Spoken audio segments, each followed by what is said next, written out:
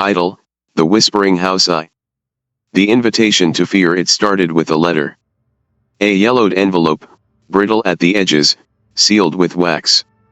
No return address, no name, just 5 words scrawled in perfect black ink: "You have been chosen." Midnight. Michael Hayes almost threw it away. But curiosity won, as it always did. The address was familiar, a house at the end of Ashford Lane, a place whispered about in town, its windows forever dark, its doors never opening. A house that wasn't on any official records. By 11:50 p.m., Michael was standing at its gate, the iron rusted and cold beneath his fingers. He hesitated. The wind was dead, the night holding its breath. Then, as if sensing his arrival, the front door remained still for a moment, as if watching him. Then, with an excruciating slowness, it creaked open on its own. The sound was drawn out, almost deliberate, like something on the other side wanted him to know it was waiting. A gust of air slipped past him, thick and cloying, carrying the scent of something old and damp, like rotting wood submerged in water. For a split second, he thought he heard a sigh, not from him, but from the house itself. A draft of air, warm and damp, curled around his ankles, carrying with it a faint scent, something rotten, something wet. A distant shuffling sound echoed from deep inside the house, too faint to place but impossible to ignore. Somewhere in the distance, a clock began to chime. To the house that listens, the air inside the house was stale, thick with the scent of damp wood and something faintly metallic. The grand foyer stretched upward into darkness, a chandelier swaying though there was no draft. Michael stepped forward. The door swung shut behind him. The sound wasn't just a slam, it was a finality, a decision made without his consent. The walls exhaled a slow, wheezing breath, the wood beneath his feet groaning as though the house was shifting, resettling. The wood groaned, as if reluctant to let him go. A distant tapping like nails scraping across glass skittered along the hallway walls. The silence pressed against his ears. But as he moved deeper into the house, he heard it, a whisper. Not one. Many. It slithered through the walls, riding along the edges of his hearing. He turned sharply, but the house was empty. Then the whispers left. 3. The missing portraits at the end of the hallway. Michael found the grand parlor. A massive fireplace loomed on one side, cold ashes resting beneath a stone mantel. A row of portraits lined the walls, each one covered in thick, dust-laden cloth. He reached for the closest one, pulling the fabric free. His breath caught in his throat. It was him. The portrait was aged, its paint cracked, as though it had been hanging there for a century. But it was unmistakably his own face, the same dark eyes, the same scar on his chin. Michael stumbled back, his pulse hammering. He ripped the next cloth away. A woman he had never seen before. Another. A child, hollow-eyed and pale. One by one, he uncovered them, dozens of faces, all unfamiliar, except for his own.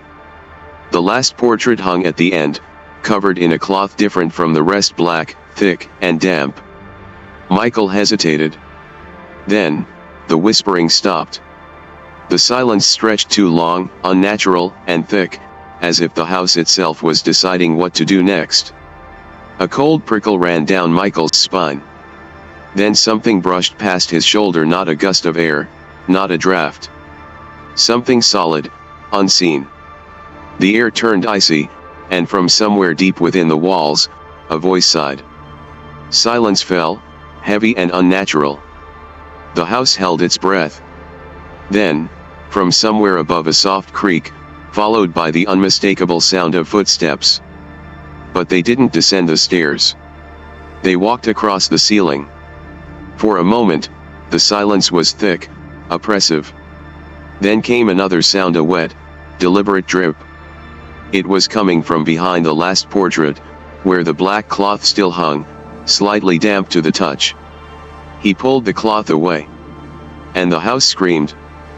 For the reflection that spoke, Michael staggered backward as the room convulsed around him. The air buzzed with unseen voices, urgent and layered, clawing at his thoughts. Then he saw it. The portrait was a mirror. And inside it, his reflection did not match his movements. It watched him with dark, sunken eyes. Then, in slow, deliberate motion, it raised a hand. Michael did not move. His reflection grinned. "You took too long," it whispered. The house that hungers, the walls breathed. The wooden floor pulsed beneath his feet. Michael ran. Down the hallway, past the whispering walls, past the portraits with their empty-eyed stares. The house was shifting. The doors were no longer where they had been. The hallways stretched, warping impossibly into new shapes. A staircase loomed ahead, spiraling downward into absolute darkness. At the bottom, a door. The only way out. Behind him, footsteps. But they weren't hurried or frantic. They were slow. Wet. Dragging. And worse, they weren't alone. A second pair joined in, then a third. The rhythm staggered, uneven, like a chorus of lost things learning how to walk again. But they weren't hurried or frantic. They were slow. Wet. Dragging. Too many. Michael didn't look back. He reached the door and threw it open. 6. The final room. Cold air struck his face. Not the night, but something else. The room before him was not an exit. It was the parlor. The fireplace. The portraits. And standing in the center himself. His doppelganger smiled, tilting its head. "You should not have come."